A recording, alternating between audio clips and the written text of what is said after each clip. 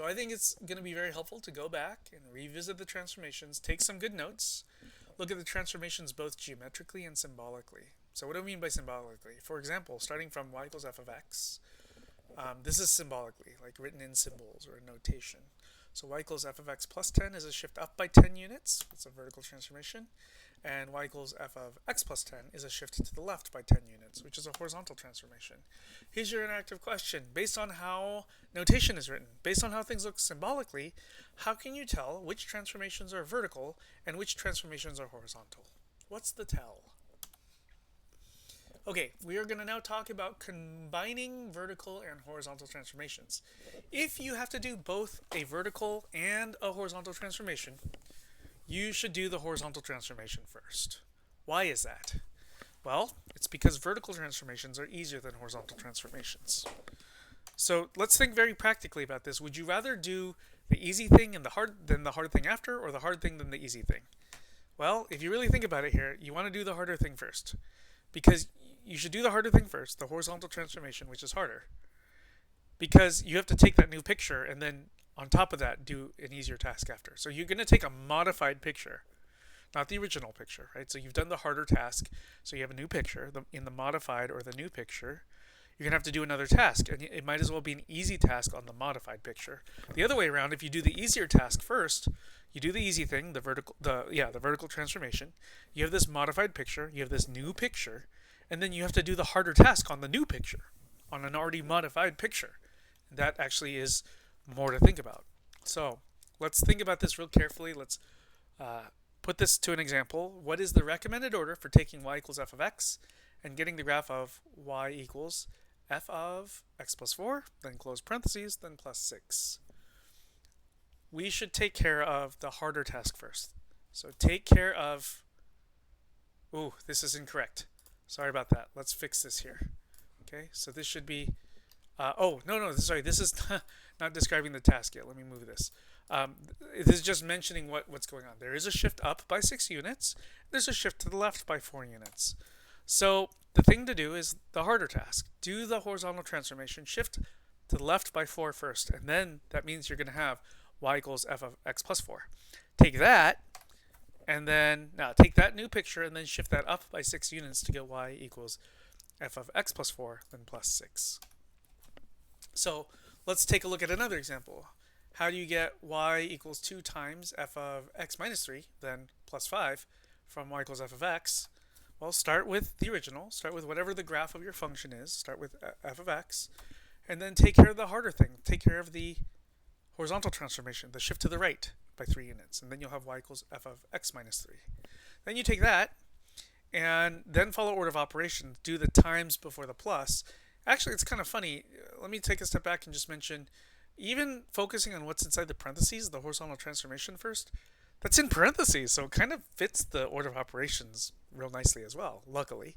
But anyway, so 2 times blah or plus 5, well, order of operations, just do the 2 times first. So vertically stretch the previous picture by a factor of 2 to get y equals 2 times f of x minus 3. And then finally take that and shift that up by 5 units to get y equals 2 times f of x minus 3 plus 5.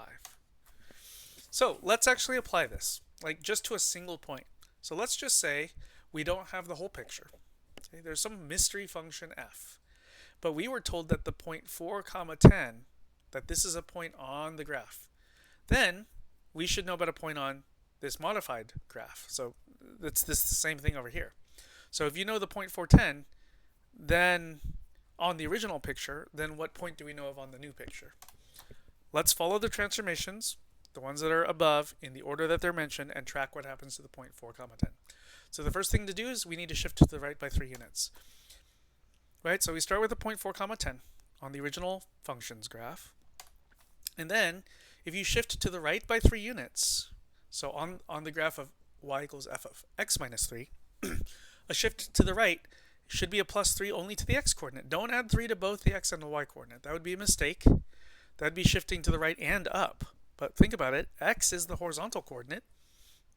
So to shift to the right by 3 units, you should take 410 and just add 3 to the x coordinate. So Draw it on your own. Draw the point 410 and draw the point 710. You'll see that the point 710 is 3 units to the right of the point 410. That's what shifting to the right by 3 units looks like. Then we have to vertically stretch by a factor of 2. So what's that going to do? It's going to take the point 710, and in the new graph, there's going to be a point instead at 7, 20. Again, we are doing something vertical, so that should affect the vertical coordinate. You don't want to multiply 2 both in the y coordinate and in the x coordinate. You don't want 14, 20. That'd be a mistake. We should only vertically stretch, so that's why we multiply just the 10 by a 2 to get 20. Finally, there's a shift up by 5 units up here. And so 7, 20, that point was on this graph, but on the new graph, y equals 2 times f of x minus 3, then plus 5. Because of the shift up by 5 units, there's going to be a point at 7, 25. So here's the point. On the original picture, we don't know much anything about the original picture. All we know is one dinky point. But there was a point at 4, 10 on the original picture. And on the new picture here, on this final graph, we still don't know much information. We just know a point. And what point do we know? We know there's a point at 7, 25. So use the fact that 8, 3 is a point on the graph of y equals g of x to get a point on the graph of y equals 10 times g of 2x minus 1. So, well, 8, 3 is on the original graph. And then let's follow the horizontal transformation first. This 2, it's a horizontal compression. Yeah. So we have on the graph of y equals g of 2x, we know there's a point 4, 3.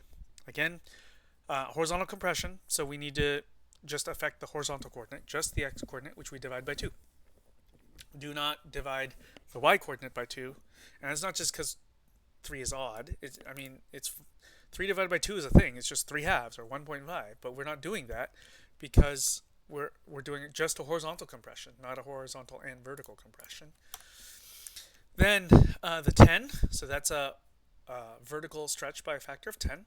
So instead of a point at 4, 3, well, there's a point at 4, 3 on this graph, but on the graph of y equals 10 times g of 2x, there's a point at 4, 30. And then there's a minus 1. That's going to be shifted down by 1 unit. So there should be, instead of a point at 430, which was on this graph, on the new graph, there should be a point at 4, 29. We only subtracted 1 from the y coordinate.